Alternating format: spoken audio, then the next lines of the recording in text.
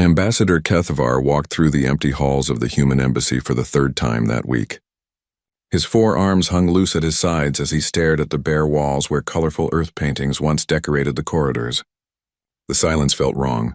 For 200 years, this place had buzzed with activity. Human voices had filled these rooms with their strange laughter and heated debates. Now there was nothing. 3 months had passed since the humans left.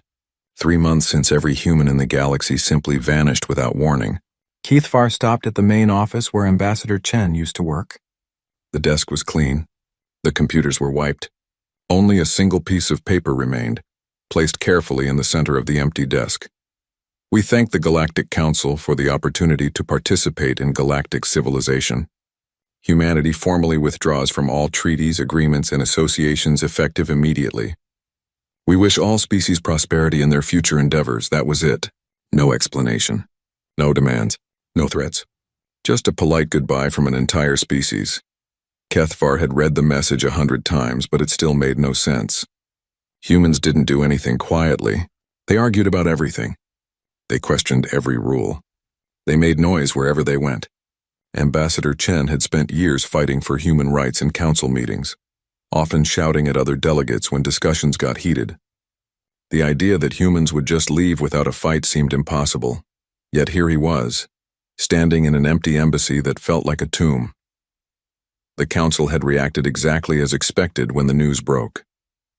Chancellor Vexthul of the Corvin Empire had actually smiled during the emergency session. His razor-sharp teeth gleamed as he declared it, a blessing from the void itself. Finally, he had said, his voice booming through the council chambers. We can govern without those chaotic primitives questioning our every decision. The other delegates had agreed. The Ashanti bureaucrats nodded their bulbous heads in approval. The elegant Saleth representatives fluttered their wings with what looked like relief. Even the ancient ethereal sage Morthun had remained silent, though his glowing form had flickered strangely during the discussion. Only Kethavar felt uneasy. Something about this didn't feel right. The Zenthari were natural investigators. Their species had evolved to notice patterns that others missed. While his colleagues celebrated humanity's departure, Kethavar kept asking questions. Why now? Why so suddenly? And most importantly, how had they managed to evacuate every human from every world in the galaxy without anyone noticing? The logistics alone should have been impossible. Humans lived on thousands of worlds. They worked on countless space stations. They operated shipping companies, research facilities, and small businesses throughout council space. Moving that many people should have taken years and involved massive cargo fleets. Someone should have seen something. But the reports coming in from across the galaxy told the same story everywhere. Human populations had simply vanished overnight. Their homes were empty but undisturbed. Their belongings remained behind. Their vehicles sat unused in driveways. It was as if every human had simply stepped outside one evening and never returned. Kethavar had spent weeks reviewing security footage from dozens of worlds. The recordings showed humans going about their normal daily routines right up until the day they disappeared. There were no signs of preparation for departure, no loading of ships, no packing of belongings. They were there one day and gone the next. The more he investigated, the stranger it became. On Corvin Prime, the human district had housed nearly 50,000 people. Security cameras showed empty streets the morning after humanity's announcement, but no ships had left the planet that night. The orbital stations reported no unusual traffic. The humans had simply vanished. It wasn't just the residential areas either. Human workers had disappeared from their jobs without notice. The Ashanti central bureaucracy discovered that 12% of their staff had been human, all working in what seemed like minor clerical positions. The Corvin military found empty offices where human consultants had worked on supply logistics. Even the council station itself had employed hundreds of humans in various support roles, all of whom had vanished without trace. What disturbed Kethavar most was how little anyone seemed to know about what the humans had actually been doing. When he asked Chancellor Vexthul about the human military consultants, the Corvin leader waved dismissively. Minor advisors, Vexthul had said. They handled some paperwork for our supply chains. Nothing important. But when Kethavar looked deeper, he found that these minor advisors had been involved in coordinating supply routes for 60% of the Corvin military. How had that gone unnoticed? The same pattern appeared everywhere he looked. Humans had held positions that seemed small and unimportant, but when he traced their actual responsibilities, they had been involved in far more than anyone realized. The Silith art community discovered that their recent cultural renaissance had depended heavily on materials synthesized by human companies. The Luminar energy beings found that humans had been maintaining critical systems across dozens of their worlds. Most disturbing of all, HFY learned that the Council's own data management systems had been designed and maintained by a human company.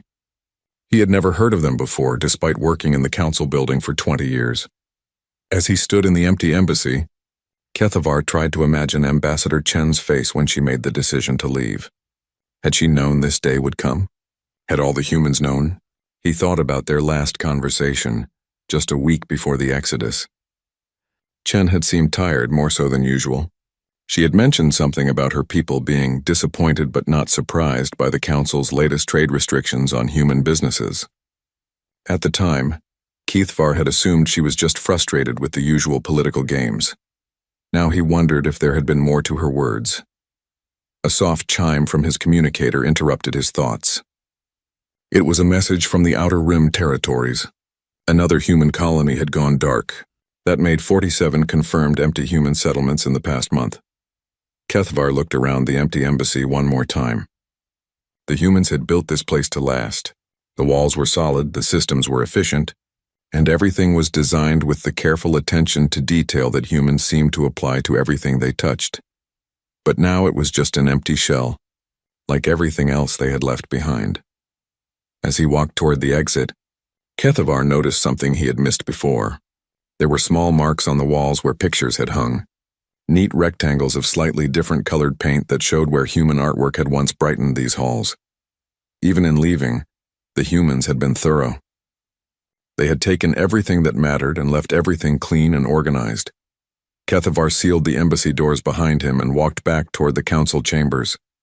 Somewhere in the vast darkness of space, humanity was out there. But for the first time in 200 years, the galaxy would have to figure out how to move forward without them. He just hoped they could. 6 months after humanity's departure, General Zektar stared at the red warning lights flashing across his command center's main display. Every light represented a supply shortage somewhere in the Corvan Empire's vast military machine. Food rations running low on the frontier worlds, ammunition factories missing critical materials. Transport ships stranded without fuel. How is this possible? He growled, his claws scraping against the metal desk.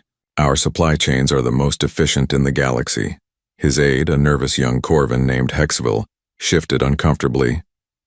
Sir, the analysis shows that most of our logistics coordination was handled through contracts with human companies. When they disappeared, the automated systems began failing. Zektar's eyes narrowed. Human companies?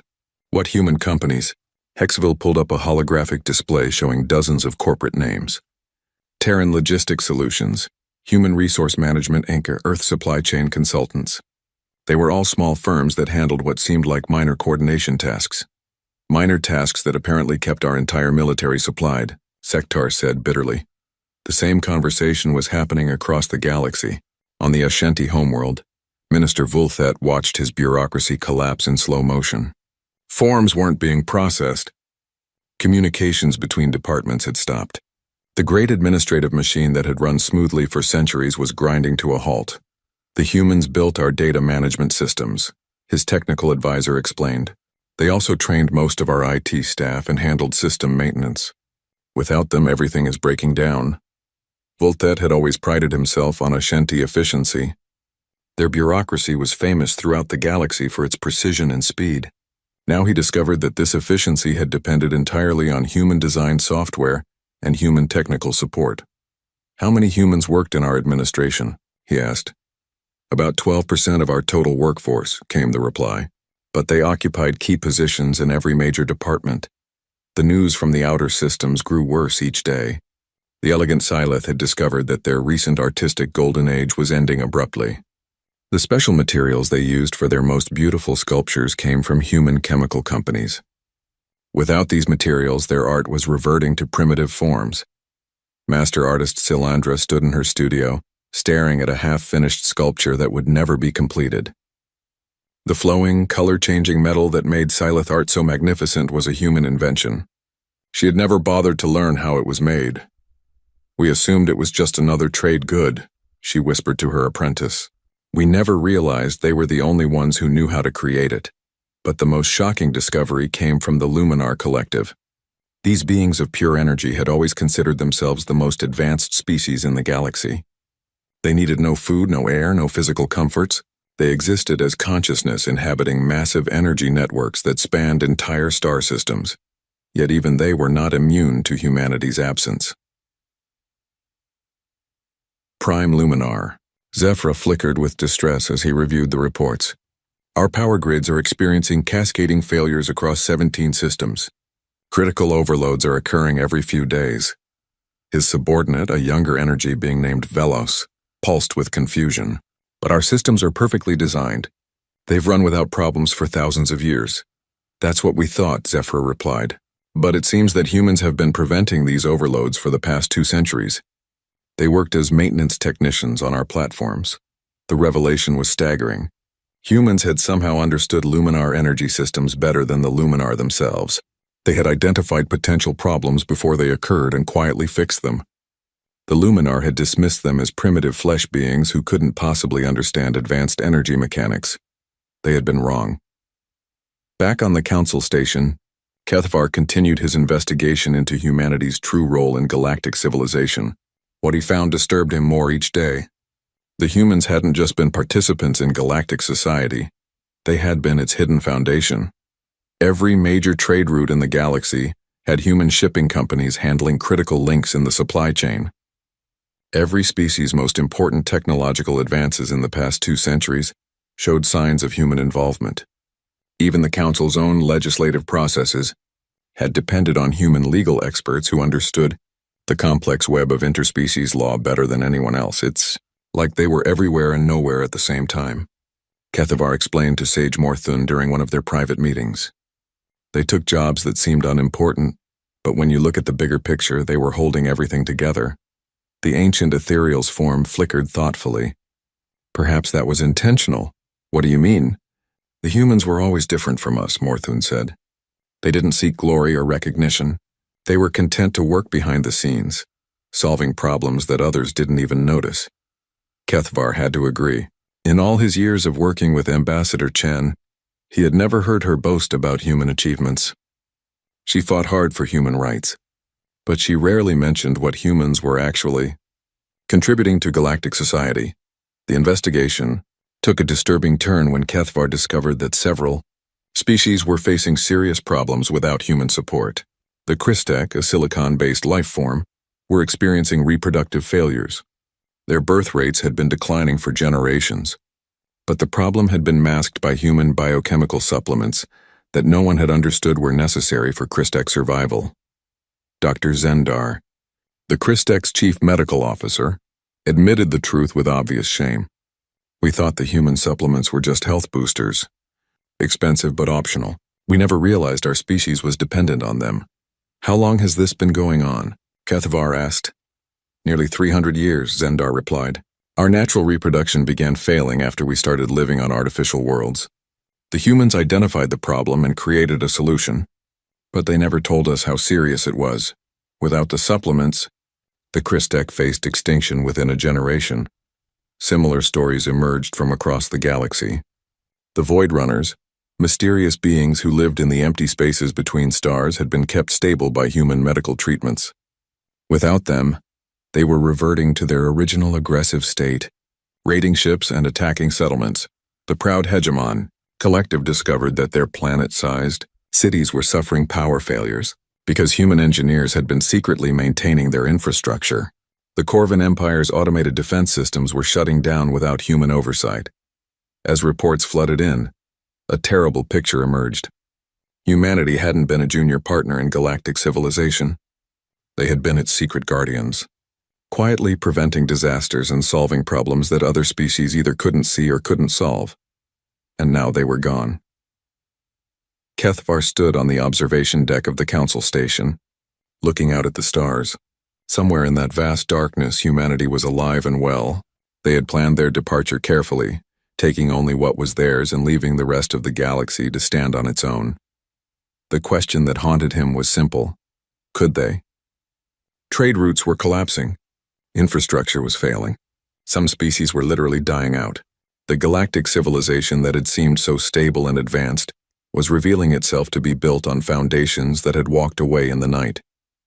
For the first time since humanity's departure, Kethvar began to wonder if the galaxy would survive without them. 1 year after humanity's departure, Chancellor Vexthal watched his empire burn from the comfort of his command throne. Not literally, of course, but the reports flooding in painted a picture just as devastating. The Void Runners had struck again, this time hitting a major supply convoy heading to the frontier worlds. 18 ships destroyed, thousands dead, and critical supplies lost. This is the 15th attack this month, his military advisor reported. They're getting bolder. Our defense protocols aren't stopping them. Vexthal's claws dug into the armrests of his throne. The Void Runners had always been a minor nuisance, occasionally raiding isolated ships near the galactic rim. They were dangerous but predictable, keeping to the empty spaces between stars where few ships traveled. For decades they had posed no real threat to major shipping lanes. Now they were everywhere. What changed? He demanded. Why are they suddenly attacking core systems? His advisor hesitated before answering. Sir, our analysis suggests that human security companies were preventing these attacks. They had contracts with most major shipping lines to provide route consultation services. Another human service that no one had understood. Vexthal was beginning to hate that phrase. The truth was worse than anyone had imagined. Human consultants hadn't just been planning efficient shipping routes. They had been tracking Void Runner movements, predicting their attack patterns, and quietly steering commercial traffic away from danger zones. The shipping companies had thought they were paying for fuel-efficient routes. They had actually been paying for protection from threats they didn't even know existed. Without human oversight, ships were flying blindly into Void Runner territory. The raiders were taking advantage of the chaos, striking targets that had been protected for decades. On the Hegemon homeworld, Prime Governor Thexmore faced an even more immediate crisis. The massive city arcologies that housed billions of Hegemon citizens were failing. Power grids designed to last for millennia were shutting down section by section. The cascade started in Sector 7, his chief engineer reported. A simple overload that should have been contained by the automatic systems. Instead, it spread to 6 adjacent sectors before we could stop it. How is that possible? Thexmore asked. Our systems are foolproof. They were foolproof because human engineers had been making small adjustments for centuries, came the bitter reply. Tiny modifications to prevent exactly this kind of cascade failure. We never noticed because the problems never reached critical levels. The Hegemon had always prided themselves on their perfect cities.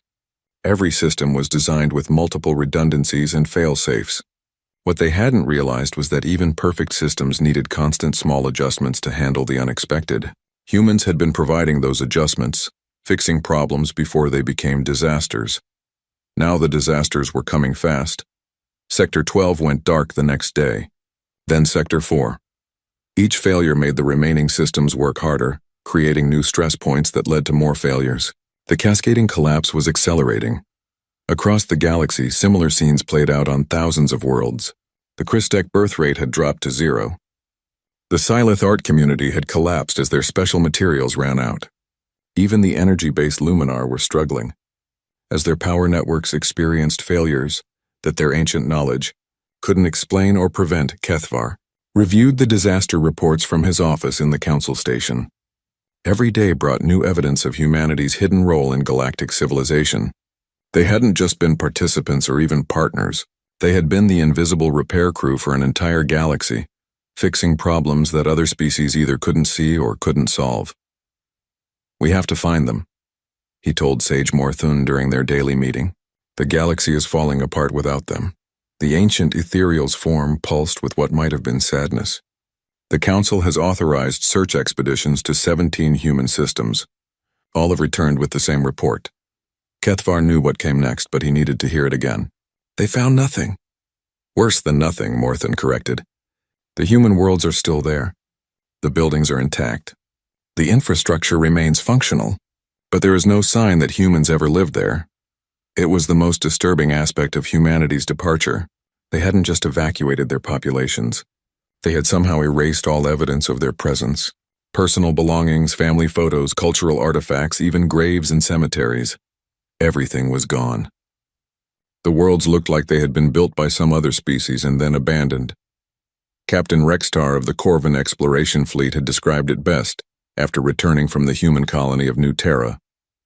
It's like walking through a museum of alien architecture. Everything is there, but it feels empty in a way that goes beyond just no people living there. It feels like it never had people living there. The search teams had found the same thing on every human world they visited. Cities without history, homes without memories, entire civilizations that seemed to have been built and then forgotten by whoever made them. But the most chilling discovery came when the teams tried to access human computer systems. Every database was empty. Every hard drive was wiped. Every server contained nothing but basic operating systems with no user data, no logs, no record of what they had once contained. It was as if humanity had performed digital surgery on their own history, cutting themselves out of every record and leaving no trace of what they had known, or how they had known it. How is it possible? Kethvar asked. You can't erase an entire civilization's worth of data without leaving some trace. Perhaps, Morthon replied. Their capabilities were greater than we realized. That was becoming the common theme of everything related to humanity. Every week brought new revelations about things humans had been capable of that no one in the Council had suspected. Their technology was more advanced than anyone had guessed. Their understanding of other species was deeper than anyone had imagined. Their integration into galactic systems was more complete than anyone had realized. The Council had treated them like primitive newcomers who were lucky to be allowed into galactic society. Now it seemed that humanity had been the most advanced species in the galaxy, quietly keeping everyone else alive while pretending to be grateful for the privilege. It was humbling and terrifying in equal measure. The situation grew more desperate by the day. The Void Runner attacks were spreading. Critical infrastructure was failing across dozens of systems. Some species were facing extinction. Trade routes that had operated smoothly for centuries were collapsing as the complex web of human support services disappeared. Emergency sessions of the Galactic Council devolved into shouting matches as species blamed each other for problems they couldn't solve. The Corvin demanded military support to fight the Void Runners. The Hegemon needed technical assistance to prevent their cities from falling. The Christek begged for help developing reproductive supplements before their species died out. But there were no solutions to offer. The humans had taken their knowledge with them, leaving behind only the problems they had been solving in secret. Chancellor Vexthul finally did what the proud Corvin leader had never thought he would do. He officially requested that the Council authorize a massive search operation to find humanity and ask for their help. We need them back, he admitted during the emergency session. The galaxy cannot survive without them. For the first time in Council history, every species representative voted in favor of the same resolution. The search for humanity was authorized with unlimited resources and highest priority. But as the search fleets departed for the far reaches of the galaxy, Kethvar couldn't shake the feeling that they were already too late. Humanity had been planning their departure for years, maybe decades. They wouldn't have left without ensuring they couldn't be followed. Somewhere in the vast darkness between the stars, humanity was watching the galaxy struggle with problems they had once solved effortlessly. The question that haunted Kethvar was whether they would choose to return and save a civilization that had never appreciated what they did, or whether they would let the galactic community learn the hard way what it meant to stand alone.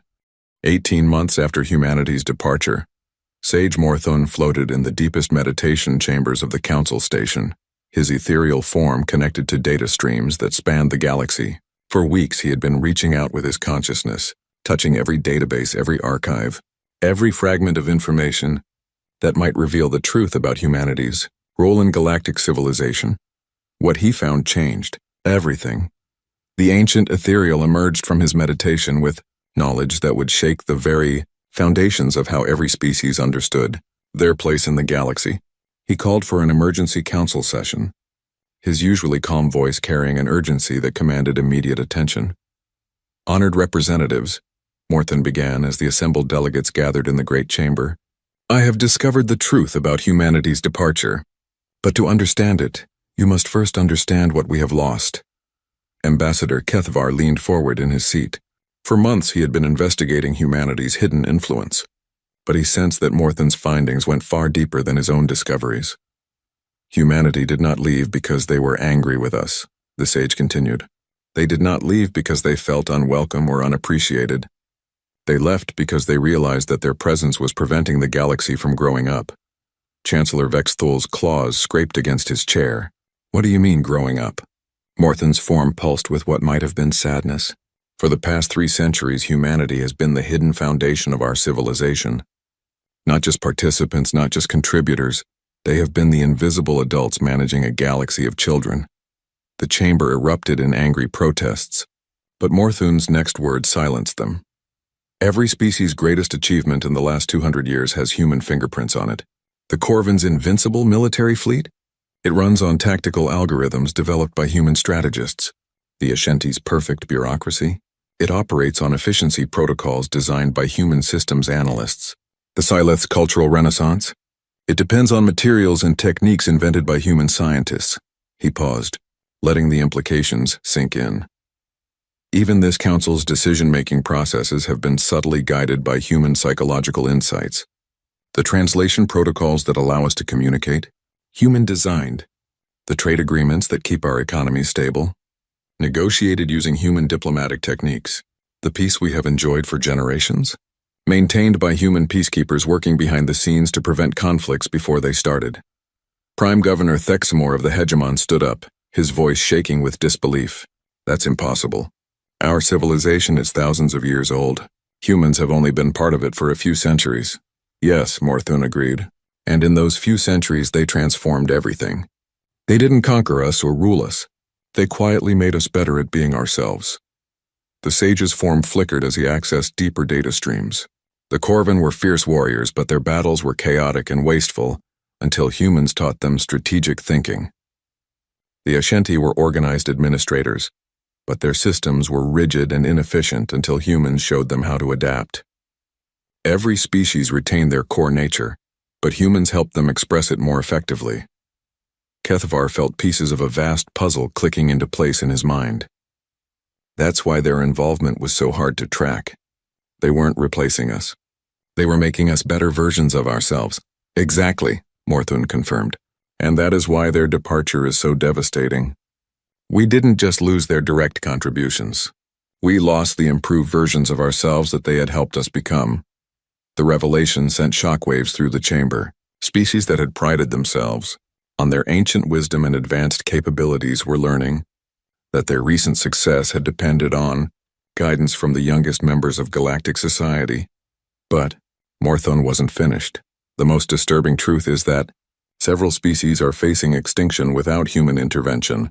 The Christek's reproductive failures, the Void Runners' increasing aggression, the Cascade failures in Hegemon cities. These aren't new problems. They're old problems that humans had been quietly solving for centuries. Dr. Zendar, representing the Christek, spoke with obvious shame. Our species began experiencing reproductive difficulties over 3 centuries ago, shortly after we began colonizing artificial worlds. We never connected our declining birth rates to our new environment. Humans identified the problem and provided supplements, but they never told us how critical they were. Because telling you would have created dependency, Morthun explained. Humans were trying to help without creating permanent reliance. They hoped that eventually each species would develop their own solutions. The pattern was the same across the galaxy. Humans had been treating symptoms while hoping that the underlying problems would eventually be addressed by the species themselves. But that had never happened. Instead, everyone had become comfortable relying on human fixes while ignoring the root causes. Captain Rextar, recently returned from another failed search mission, provided the most chilling revelation of all. We've now searched 47 human colonies and found the same thing everywhere. They didn't just evacuate, they erased themselves. Every trace of their presence has been removed with surgical precision. How is that possible? Demanded Chancellor Vexthul. Their technology was far more advanced than we realized, Rextar replied. The empty human worlds aren't just abandoned. They've been restored to exactly the condition they were in before humans arrived. Every modification has been undone. Every human-built structure has been carefully dismantled and the original landscape restored. Morthon's form grew brighter. They had the capability to hide their true technological level for centuries. They could have dominated us easily, but instead they chose to work quietly in the background, fixing problems and preventing disasters while letting us take credit for our own progress. The implications were staggering. Humanity had possessed technology advanced enough to completely erase their presence from dozens of worlds, yet they had spent centuries working in menial jobs and support roles. They had allowed themselves to be treated as junior partners while secretly being the most capable species in the galaxy. Why? Kethvar asked the question that everyone was thinking. Why would they hide their abilities? Why work in the shadows instead of taking their rightful place as leaders? Morthon's answer came after a long pause. Because they understood something that we did not. True strength isn't about domination. It's about service. They chose to use their advanced capabilities to help others, rather than to rule others. And they left because we were never going to learn that lesson, while they were here to solve our problems for us. Kethvar realized, yes, the sage confirmed, humanity's departure was not abandonment. It was graduation. They removed themselves to force us to either develop true independence or face the consequences of our own limitations. The chamber fell silent as the full weight of the truth settled on the assembled delegates. They had spent months blaming humanity for leaving them in crisis, but the real crisis was their own inability to handle problems without human help. Chancellor Vexthul was the first to speak, his voice barely above a whisper. They sacrificed their place in galactic society to give us a chance to grow up. And now, Morthon said sadly, we must prove whether we deserve that sacrifice. The session ended with no resolutions passed and no decisions made. What could they decide? How do you replace an entire species that had been secretly holding your civilization together? As the delegates filed out, Kethvar remained behind, staring at the empty seat where Ambassador Chen used to sit. For the first time, he understood her tired expression during their last conversation. She had known this day was coming. She had spent her career fighting for human rights while knowing that her people were already carrying the galaxy on their shoulders. Somewhere in the vast darkness of space, humanity was waiting to see what the galaxy would make of itself without them. The question that haunted everyone was whether galactic civilization would rise to meet their example or crumble under the weight of its own inadequacy. The answer would determine not just the fate of individual species, but the future of consciousness itself in their corner of the universe. 2 years after humanity's departure, Ambassador Kethvar sat alone in what remained of the Galactic Council chambers. Half the seats were empty now. The Christech representative had died 3 months ago, the last of his species. The Hegemon delegation had stopped coming after their homeworld's power grid collapsed completely. The Void Runners had descended into complete madness, their attacks now so random and violent that no ship dared travel the outer rim. The great chamber that once hosted debates between dozens of species now echoed with the voices of only 7 delegates. Even the council station itself was dying, its systems failing one by one, as the complex web of human-designed maintenance protocols slowly broke down. Kethvar held a small data crystal in his 4 hands, turning it over and over as he had done every day for the past month. It was the only human artifact left behind after their departure, found hidden in a maintenance shaft deep in the station's core. Its discovery had been pure accident, a repair crew trying to fix yet another system. Failure had stumbled across it tucked away where no one would think to look. The crystal contained technical specifications for basic life support systems, power generation, and environmental controls. Nothing advanced or revolutionary, just the fundamental blueprints for keeping people alive in space. But attached to the specifications was a simple message that had haunted Kethvar since he first read it. When you're ready to build something better than what came before, you'll know how to find us, that was all. No coordinates, no contact information, no detailed instructions. Just a promise that somehow, when the galaxy had learned what it needed to learn, humanity would be waiting. Kethvar wasn't sure the galaxy would survive long enough to learn anything. The collapse had accelerated beyond anyone's worst predictions. The Corvin Empire had fractured into warring factions as their supply lines failed completely. The Ashanti bureaucracy had devolved into chaos as their data systems crashed, and no one knew how to repair them. Beautiful Sylith colonies had become ghost worlds as their art-based economy disappeared overnight. Some species had tried to adapt. The Luminar had thrown their vast collective intelligence into understanding their own power systems, making some progress in preventing the cascade failures that had plagued them. A few Corvan military leaders had begun developing new tactical approaches that didn't rely on human algorithms. The youngest generation of Ashanti were attempting to create simpler, more flexible administrative systems. But for every small success, there were a dozen failures. Too much knowledge had been lost. Too many critical systems depended on human understanding that no one else possessed. The galaxy was trying to learn in 2 years what humanity had spent centuries mastering. "It's not working," Chancellor Vexthul had admitted during the last council session 3 weeks ago. His mighty empire was crumbling around him, and even his warrior pride couldn't hide the desperation in his voice. "We're not smart enough. We're not fast enough. We're not human enough." That had been the moment when Kethavar finally understood what humanity had been trying to teach them. It wasn't about technology or knowledge or advanced capabilities. It was about something much more fundamental. Humans had succeeded not because they were the most intelligent species or the most powerful, but because they approached problems differently than everyone else. Other species had evolved to excel in specific areas. The Corvan were natural warriors. The Ashanti were born administrators. The Sylith were gifted artists. Each had developed their particular talents to incredible heights, but they had also become trapped by their own specializations. Humans were generalists. They could fight when necessary, but they preferred to find peaceful solutions. They could administrate when required, but they looked for ways to make systems more flexible. They appreciated art, but they also understood engineering. They could do everything reasonably well, which meant they could see connections and solutions that specialists missed. More importantly, they seemed to genuinely care about other species' well-being.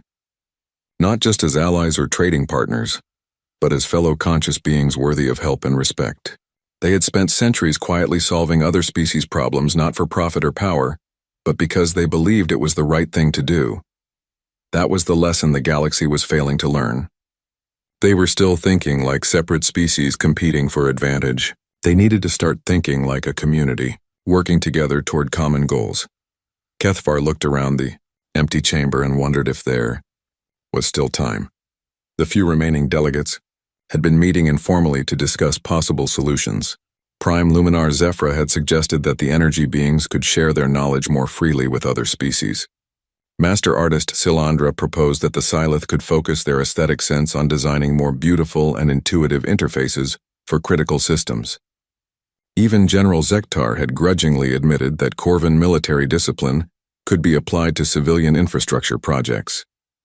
Small steps, but they were in the right direction. The breakthrough had come from an unexpected source. Dr. Veltar, a young Ashanti researcher, had been studying the human data crystal's technical specifications when she noticed something interesting. The designs weren't just functional, they were elegant. Every system was built to work with other systems. Every component was designed to be easily understood and maintained by non-specialists. Humans didn't just solve problems, she had explained to the others. They solved them in ways that would be easy for other species to understand and modify. Look at these power generation systems. A Luminar could improve the energy efficiency. A Hegemon could scale up the size. A Corvan could make them more robust for military use. They're like building blocks that anyone can work with. That insight had led to the most important realization of all. Humanity hadn't just been maintaining galactic civilization, they had been trying to teach it. Every system they designed, every problem they solved, every service they provided had been crafted to be comprehensible and adaptable by other species. They had been leaving lessons everywhere, disguised as routine maintenance and standard procedures. The galaxy had been too proud to recognize that they were being educated. Kethavar stood up and walked to the great window that looked out over the stars. Somewhere in that vast darkness, humanity was waiting, not as conquerors or saviors, but as teachers hoping their students would eventually figure out the curriculum. The question was whether any students would survive long enough to graduate. As if summoned by his thoughts, the chamber doors opened and Sage Morthan entered, his ethereal form brighter than usual. The Council Station's life support systems have been restored, he announced. The young researchers working with Dr. Veltar managed to implement the human design successfully. It was the first major system repair in months. A small victory, but a real one. There's more, Morthun continued. 7 species have agreed to participate in Dr. Veltar's knowledge-sharing project.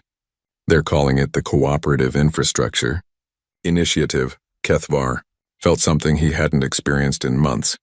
Hope. Representatives from the surviving colonies have also voted to establish permanent research exchanges, the sage added. Corvin engineers working with Luminar energy specialists, Ashanti system designers collaborating with Sileth interface artists. It's the first truly cooperative effort since humanity's departure. Maybe the galaxy was finally learning the lesson. Maybe there was still time. Kethavar held up the data crystal, watching starlight refract through its surfaces. Do you think they know? Do you think humanity is watching what we're doing? Morthun's form flickered with what might have been a smile. I think they're hoping we'll surprise them. Outside the window, the stars seemed a little brighter than they had in months. Somewhere among them, humanity was waiting for the galaxy to prove it had learned what it meant to work together, to build something better than what came before. The galaxy stood on the edge between evolution and extinction, between maturity and collapse, between accepting hard truths and clinging to comfortable lies. For the first time in centuries, the choice was entirely their own, and for the first time since humanity left, Kethvar believed they might choose wisely.